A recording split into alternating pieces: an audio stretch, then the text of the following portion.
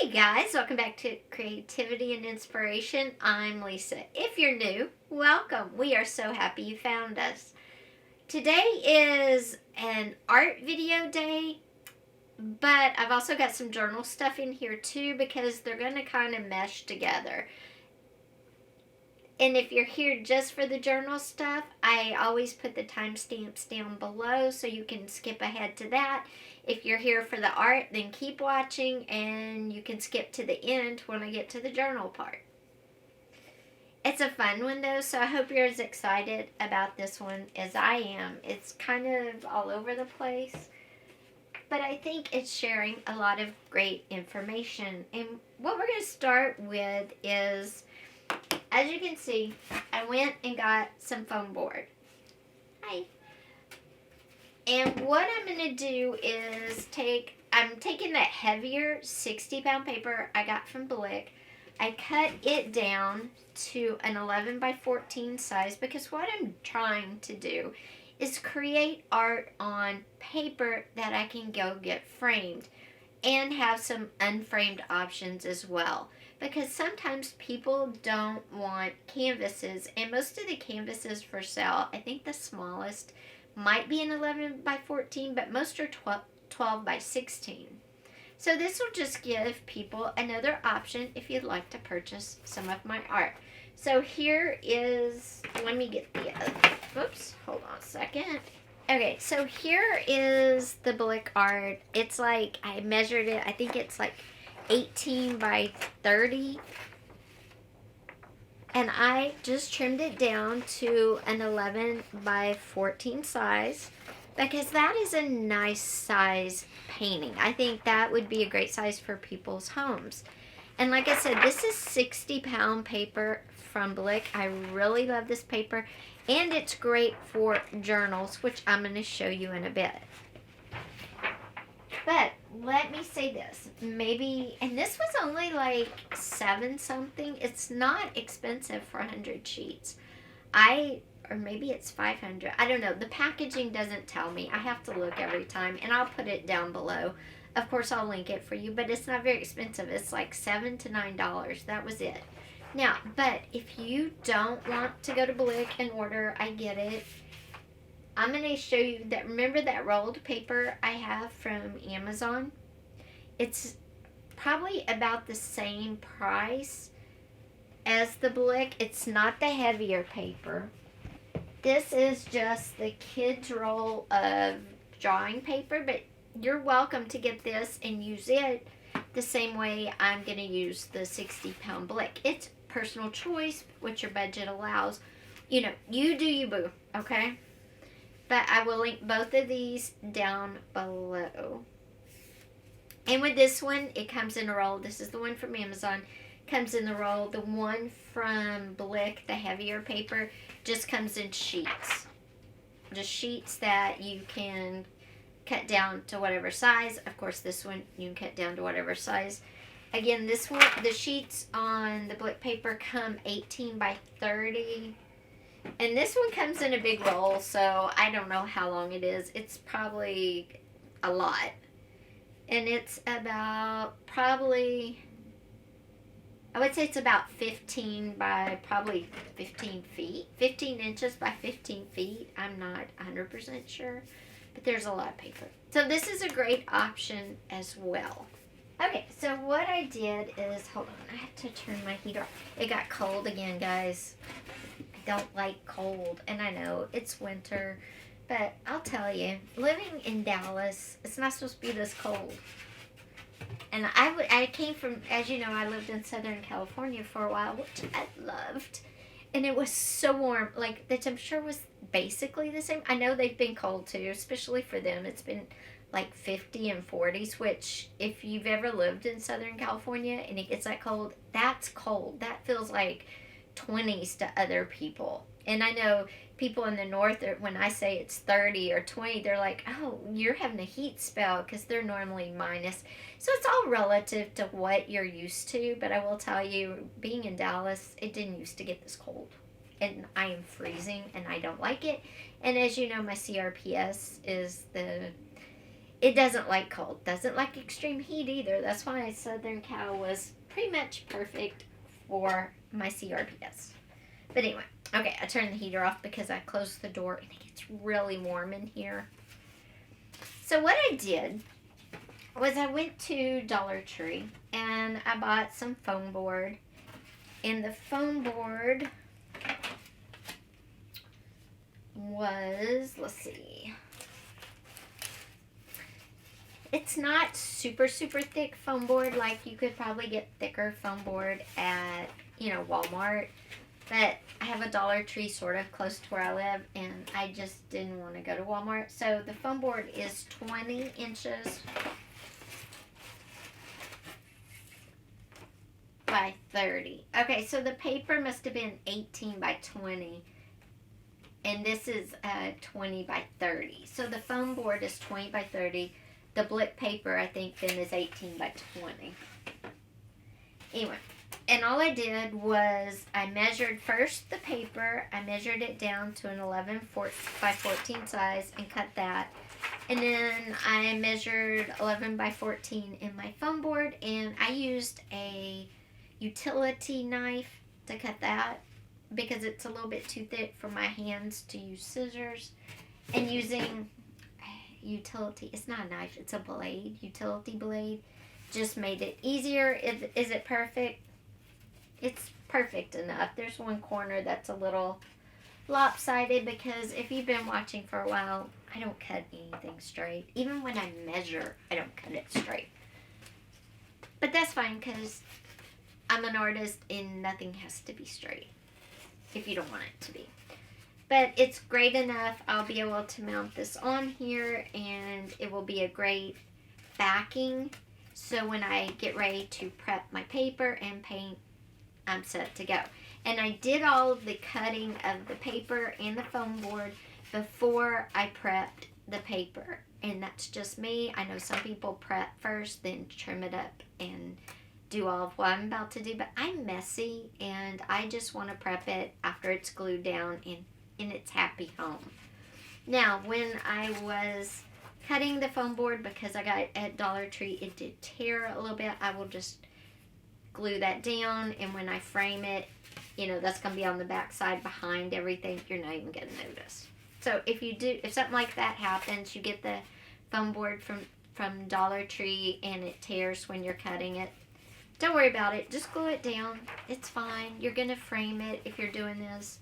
Even if you don't frame it, if you glue it down, it's not going to matter, okay? Now, next, we are going to mount the paper to the foam board, and I've asked a question of a fellow artist. I just thought to ask her, so I haven't heard back. Hopefully she'll let me know. I feel like she will. But anyway, I asked her what she mounts with, okay? Because everybody does different things. And the reason I asked her is because she has a lot of art shows. So I really value her opinion on this. And if she answers me and it's okay, I'll link her YouTube channel down below for sure. So anyway, I'm going to use Mod Podge today. It may change in later videos. Like I said, this is new for me. I've normally only done sketchbooks and canvases. Sketchbooks are always just, for me, and canvases are for sale. But again, you get a price and a size thing going on there. And a lot of people are just not comfortable hanging naked, unframed canvases, and it can cost to frame a canvas. Again, why I'm doing this. So what I'm going to do is simply off camera, because y'all don't want to see me gluing, right? All I'm going to do is get a brush, a foam brush, and I'm going to coat the board, hopefully no wrinkles, with Mod Podge. I'm going to coat the board with Mod Podge, make sure it's nice, even, thin coat. I'm going to lay my paper down and probably use a little squeegee to make sure there's no bubbles. Get it all out nice and flat. And once this dries, then I will prep the paper for my paint. And by doing that, I'm just going to put gesso. while it's drying though, you know, paper is famous for curling up when it gets wet. I have these cute little pink clips that I also got at Dollar Tree this morning. How cute! And I will just simply clip my paper in place while it dries. I think they're adorable. Oh, you want to see what else I got? You're going to see most of it. I didn't get much. I got the foam board, which I showed you. I got 4 sheets of foam board. I got these pink little clips, and I got how many? 1, 2, 3, 4. 1, 2, 3, 4, 5, 6. 6. There's 6 of them, which is nice. Love that there's 6. Though I just noticed one's rusty. Maybe I can take a little, clean the rust off. Why would it be rusty? Okay, that's what you get for buying Dollar Tree. I was going to show you. Can y'all see the rust? I don't have my glasses on. Let me put my glasses on and then tell if y'all are in focus.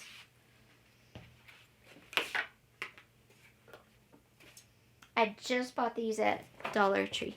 Just bought them. And look at that. There's rust. That's nuts. Okay, well, I'm probably not going to use that one. The rest of them are fine. That's upsetting. Look, there's rust all over that thing. And the package was sealed. What is the deal? Look at that. You know, well, I'm going to get some more clips when I order from Amazon again, but obviously they wouldn't have been here today. The rest of these are fine, so I'm going to use the rest of these, and I'll get some better ones. That's annoying, but whatever. I also got this great little burlap trim.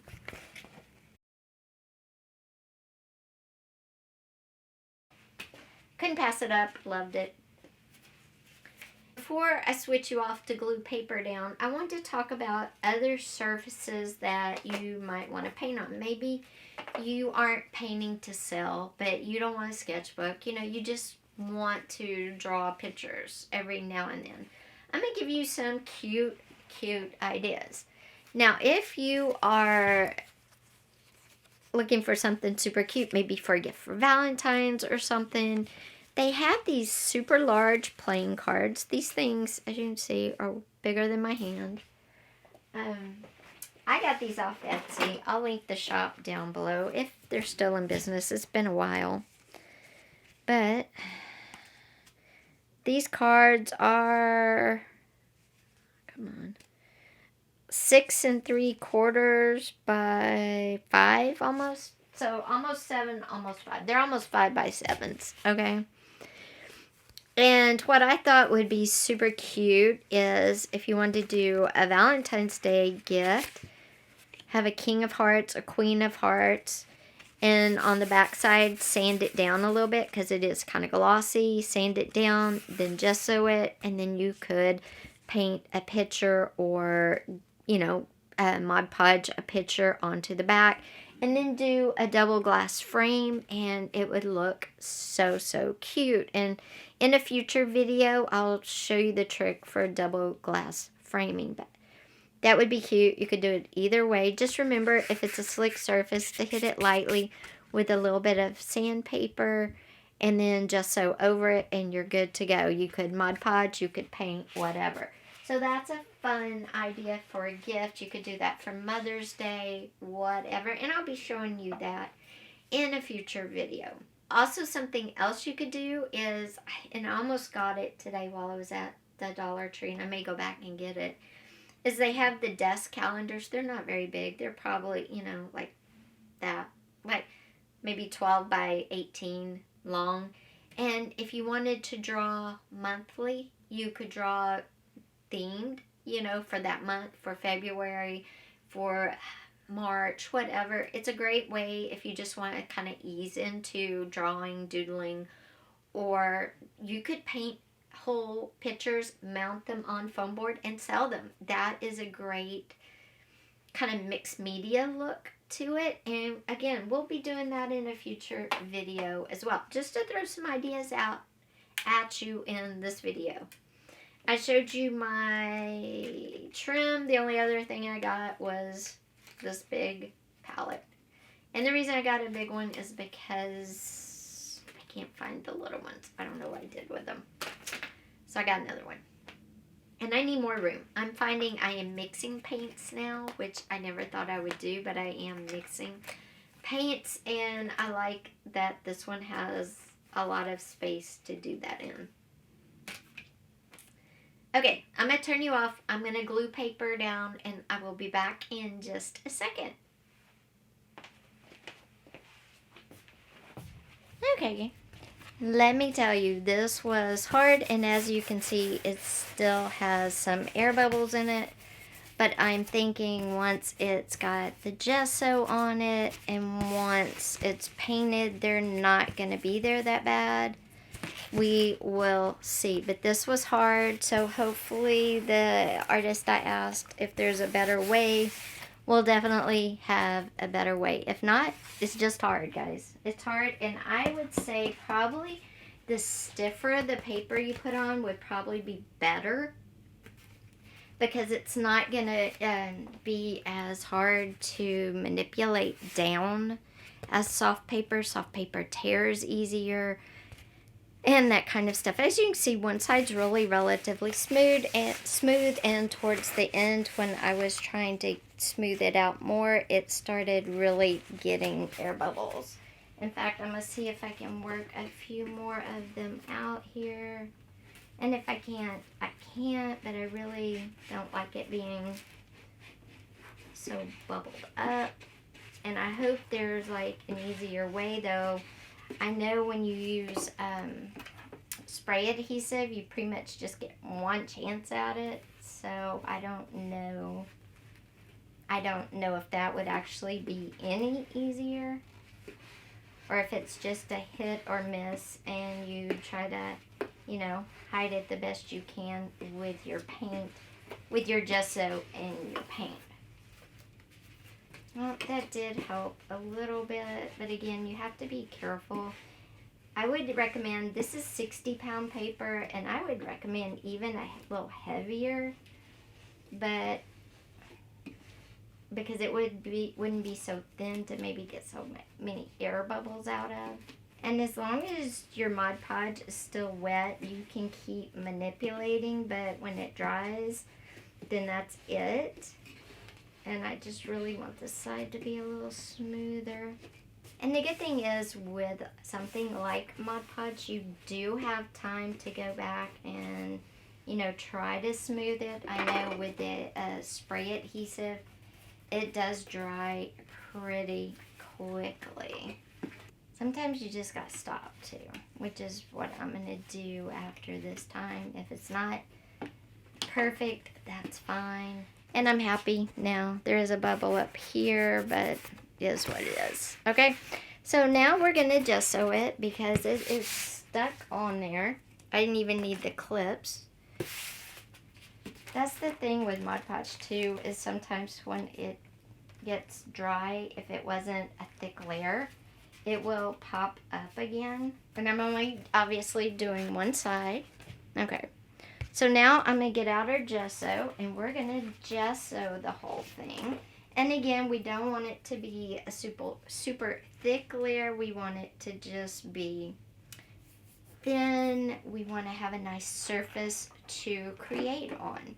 Something else you can do, you can attach canvas to foam board as well. Now this would definitely need a spray adhesive or a stronger adhesive, because the canvas is heavy and you're going to want it to stick. Again, you'll want to squeegee out any air bubbles as you go. But this way you could make your own canvas on foam board as well. I got this from Joann's. It was on sale. I think I got a yard of already gessoed canvas for $13.99, and I'll show you one side. This side is obviously ungessoed, but if you open it on the other side, it is gessoed, as you can tell in the difference in the colors there. So this is an option for creating a painting surface as well. I like having some canvas on hand. I do not make my own canvas. It's just kind of hard with my CRPS. But it's nice to have at least a yard of canvas material on hand. So that way if I do want to, take some foam board and cut out my own weird size or 11 by 14, whatever, I have it to do so. I'm going to trim up the edges of the foam board real quick, and then we'll gesso our paper, and then it will be ready for the creation. Okay guys, so once you get it gessoed, and I was going to show you if you could tell I gessoed it because the color is a little lighter. It's thoroughly gessoed. It did bubble a little more with the gesso, so it'll be interesting to see how it looks after I paint. And this is the first time I've done this, and I'm here showing you the real deal with this, because a lot of times you might see an artist do this and theirs comes out perfect the first time, and then you do it and yours comes out like this, and you'll be like, what did I do wrong? So I'm showing you the good, the bad, the real, the ugly. And for my first time, I think it's not half bad, because it's bubbled about 20%, 30%, and about 70% it's not bubbled, so I'm happy. So what can you do with this? Well, because it's bubbled, obviously I wouldn't sell this, but I am gonna use it because I hate to waste anything. I'll use it and put it in my own home, or as a reminder of, hey, that didn't work out so good, maybe I need to find a different way. So why waste paint or other materials to create an image? It's never waste. It's never waste. It's the same thing with a sketchbook. I can play. I can try maybe different things, new things. So I don't look at it as a waste of any type of materials. It's all a learning experience. And even for artists that have been doing art all their lives, whether you have a formal art education or you're like me, self-taught, it's always learning. It's always about learning. It's always about trying and redoing, or being successful the first try, or failing miserably, or somewhere in between. And that's okay, because art is all about expression. It's all about, I don't know, I think just trying things and seeing where they go. Anyway, so if yours doesn't come out perfect the first time, neither did mine. But that's how you do it. That's the process. Now, if I find out, don't use Mod Podge from artists that actually do this a bunch, whatever they use, I will leave in the community chat area so you will all know, because I have a sneaky suspicion maybe Mod Podge isn't it, or maybe you just have to get better at it. Maybe I need a thicker paper. So I'll kind of find out all the secrets and pass those along. So maybe our second attempt won't be 70-30, maybe it'll be 100%. Okay guys, here we are. We have our setup for our mixed media. I have the paper we just prepped here on the foam board. These are the new oil sticks, and basically oil sticks are just oil paint in a big crayon form. I have two colors, which I will tell you in a minute. I have my colored pencils, and these are the Faber-Castell. And then I have my acrylic paints right here, and we're just going to create a really fast, like, grassy kind of weed scene. I want to just show you that mixed media is not always something like this. It can be flat, it can be no paper, just different mediums you're mixing together, hence mixed media.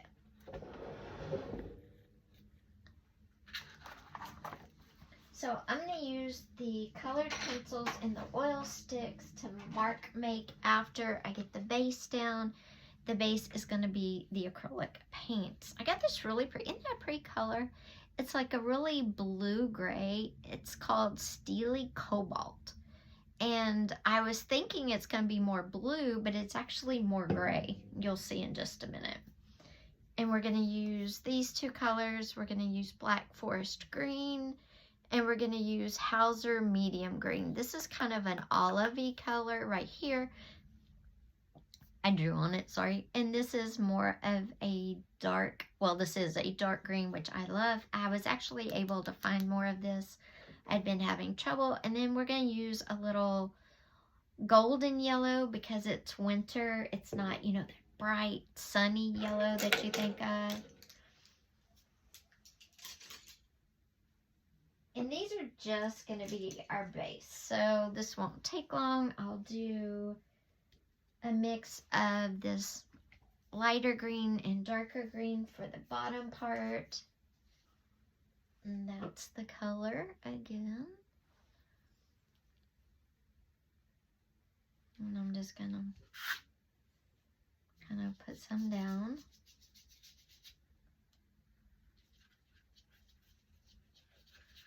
And I am using one of the Arteza brushes that I tell you I love so much.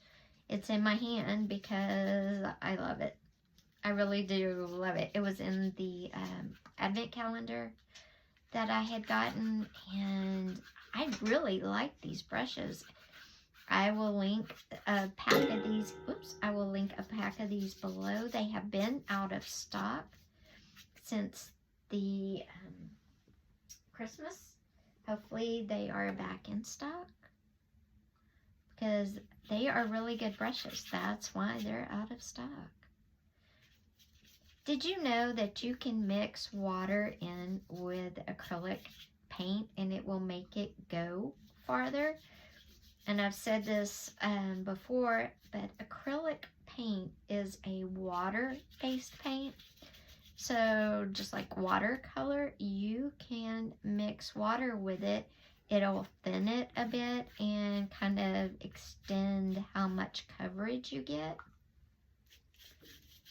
Now you don't need water to basically activate it. You just dip in and it's activated. It's, you know, it's there.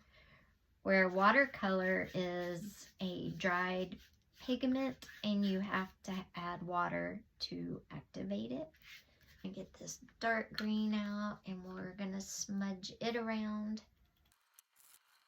And you may not like this, and that's fine. You know, everybody's different. Everybody sees things differently, which is awesome. Think how can't even talk. Think how boring the world would be if we all saw things the same way and we created things all the exact same way. It would be terrible. I love looking at different artist work, different ways that people create. That's like some of the funnest things to do to me. That's like some of the that is like some of the funnest things to do for me is to see other artists work and works. And do I like everything? Of course not. But I respect everything because everybody who creates puts their heart and soul into their creations. I mean, think about if you are an artist. Even when you're playing around, you're really thinking about what you're doing and you're wanting to get something, you know, that you love, even if it's playing. Or if you are a paper crafter, when you're creating your journals, you're trying to create something that you want to write in, or that you hope the person you're giving it to, or if you're selling it, you hope the people looking at it love it and want to buy it. So we put our heart and soul into what we create, which is what makes art so amazing. Okay, now I'm going to switch over to the gray, steely blue gray here because honestly, it's winter and everything is kind of gray. Look how pretty though. It looks kind of purpley blue, but look when I put it down here. It's gray. It is way more gray than I thought it was. Now, as you can see, the bumps and bubbles are kind of disappearing as you layer on the paint. And there is a way, even if you do this, you know, if you're mounting paper and you do it again and it's better, say, than your first time, but it still has them, when you layer your paper down, when you layer your paint down and you'll do marks or whatever you're doing, they do kind of disappear and they kind of become part of the image there, if you can see that.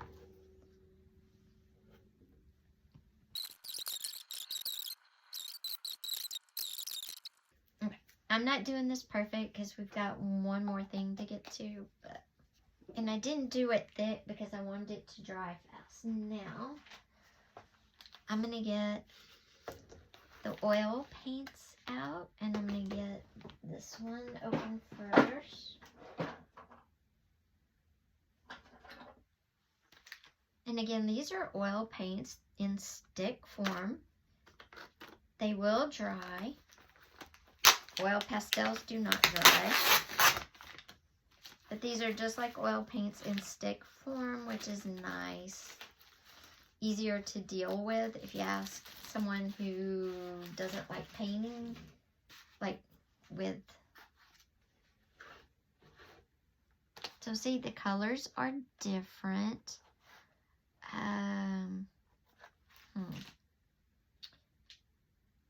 This is Colonial, and this one is, okay, I'll have to look.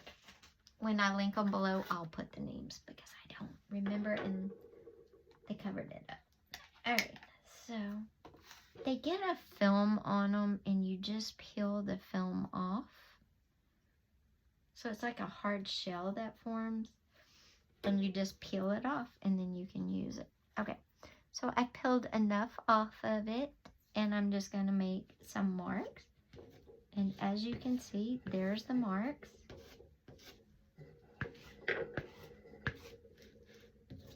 And mark making is just making any kind of marks you want to make. Then I'm going to get some of this gold one, and it's already, it was smushed up against the top there, so I'm just going to use it like that. What I like is, like, there's no cleanup, because this is how I was trying to use paints. If you watched when I compared all the paints, this is how I was trying to use the oil paints in the tubes, like crayons. And that's kind of how I found these. So when you get oil sticks, you can do a whole painting with them. You could use them to color in like that. You know, I'm just going in and kind of coloring in some white spots with it. I really like these, I will tell you, way better than I like oil paints. But there you go. Now, let's use our other mixed media thing that we have out. And how would I store those? I'm going to put them in the whole little set there in a Ziploc. Because they'll get that coating over them again.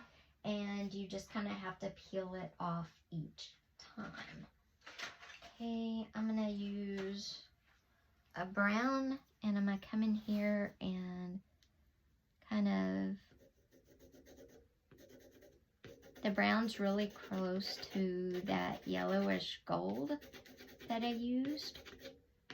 And all I'm doing is adding more color layers to the green I put down originally. But you can create mixed media using flats. It doesn't have to be a 3D medium to be mixed medium.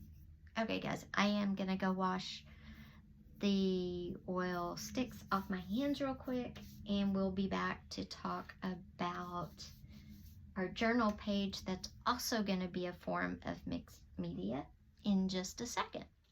So I've switched it out and we're ready to go for our second type of mixed media. And this one's going to be a layering. And I have some black cardstock. I have some stickers. I have some black ink. I have a paintbrush with some water and brown acrylic paint. I have a couple of stamps. I have a book page. Tea-dyed, coffee-dyed notebook paper.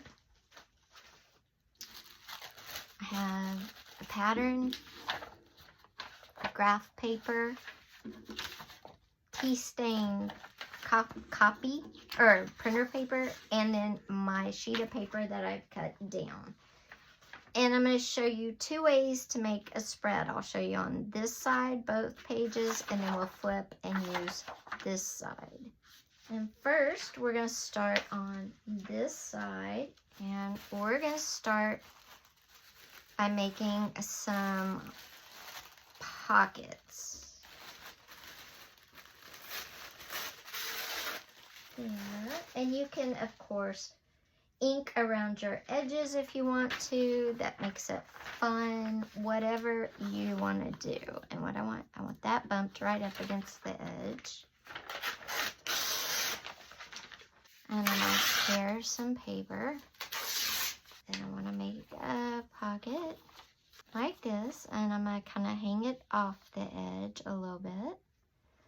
Then the next layer is going to be my notebook paper. And I'm going to hang it off the edge of it. And it's going to look like that. And these are going to be pockets. So we're only going to glue around the outside edges. And the bottom two are layered off the page a bit. As you can tell, there's a little staggered there. And then I'm going to come in on this side, a couple of my smaller layers, layer them on the side of the paper. We're going to put a sticker on here, and we'll bring a sticker probably down here, and then we'll tie it all together with some lines. So let's get our double-sided tape real quick, because that's the fastest way for me to show you these things. Now you could do it with a brighter paper if you wanted to. You could do it with darker papers. You could do it with anything in between. So first we're going to do this one. And this one is literally going to be the whole paper on the whole page. So it doesn't drop off at all. And I want this to be on the page fully. The next pocket is our graph paper, and we're going to set it over to the side. I'm going to push it up about right there. Put it down on the paper, and there's my next pocket.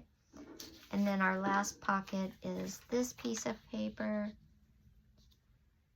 And I'm just going to kind of have to guess. But you know what? I'm going to pull this up a little bit. And if you remove this gently, the double-sided tape will come off. And if it tears the paper a little bit, it doesn't really matter, because the thing is, you can always add more tape if you taped it, or more glue. And the torn part is going to be under in the pocket. If you don't make mistakes, you know, I say you're not doing something right.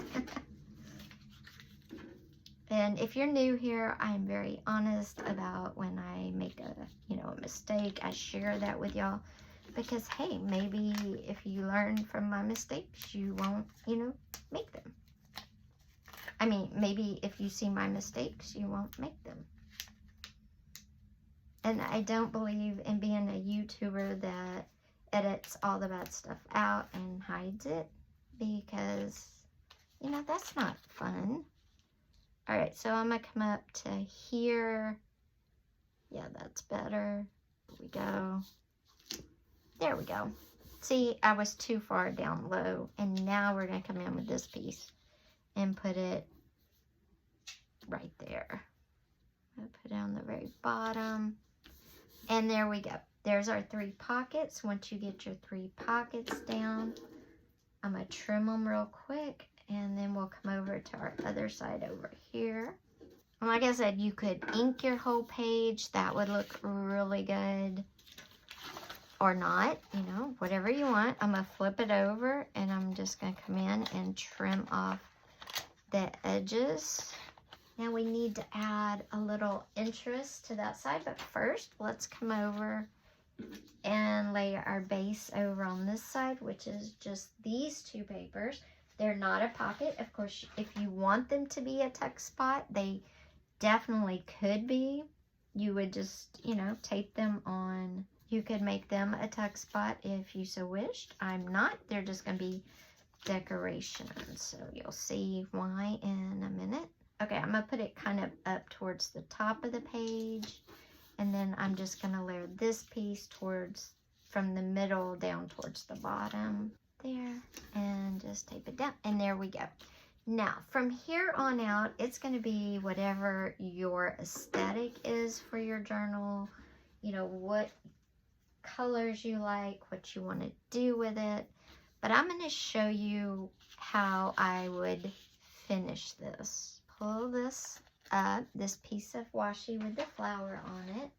And I'm going to cut off just 1 panel, but I want the words on the top and bottom. So I'm going to do that. And then I'm going to put it up here kind of like under the pocket a little bit. So I've kind of lifted my pocket up just enough so it will kind of go under like that. And there we go. And then the only other thing I'm going to do is I'm going to get out my pen and my ruler and draw lines across.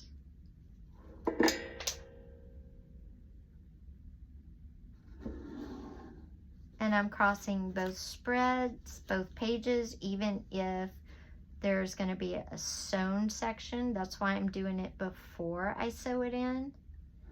Of course, you can do it however you wish. But I'm making the lines a certain width apart, so it's easier for me to write if I want to write print or if I want to write cursive. I can also stamp on here if I want, whatever you want to do.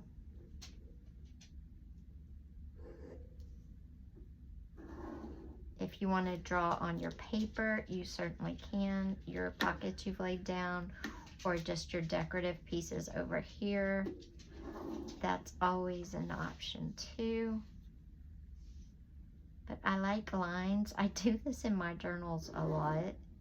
I just think it looks neater. You don't have to do lines.